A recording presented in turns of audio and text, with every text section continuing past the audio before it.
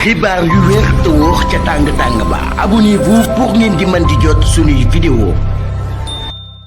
daleen ak jàmm seen bi di Buzz 221D kii di Ngoné Saliou Diop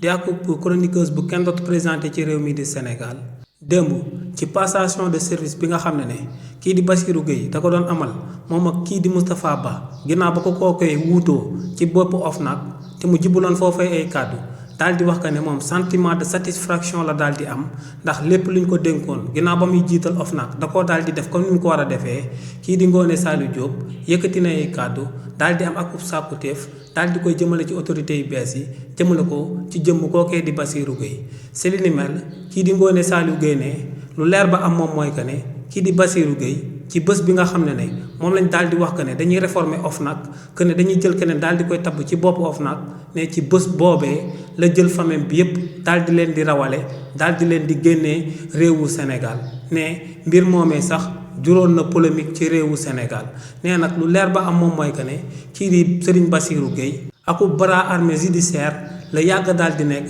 ci jëmm kii di président Macky Sall ne kookee ginnaaw ba mu fi daan nekk procureur de la république gisoon nañ ko mu jëloon ay documents yoo xam ne amuloon benn liaison ak coowal Adji Sarr Ousmane Sonko bi daal di jël documents yooyee boole woon ko ci dossier Adji Sarr Ousmane Sonko bi rien que pour ñu daal di téye kii di Ousmane Sonko daal di koy tëj ci kaso bi ne tamit kookee di Serigne Bassirou Gueye ginnaaw ba muy jiital OFNAC te OFNAC boobee rek daal di nekk akub institution bi nga xam ne moom lañ fi daal di jox sañ-sañ ngir mu daal di topp akub nit bu fi amal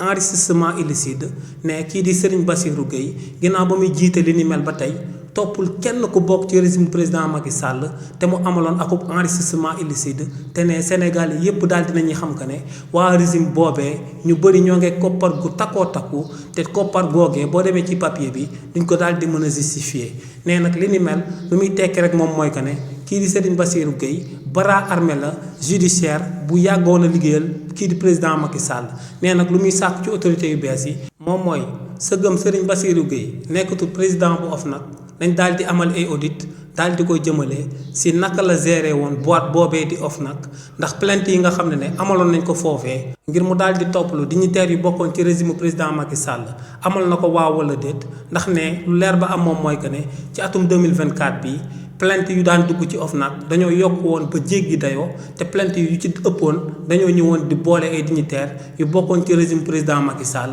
te ne gisuñ benn yoon kii di Serigne Bassirou Gueye daal di amal akub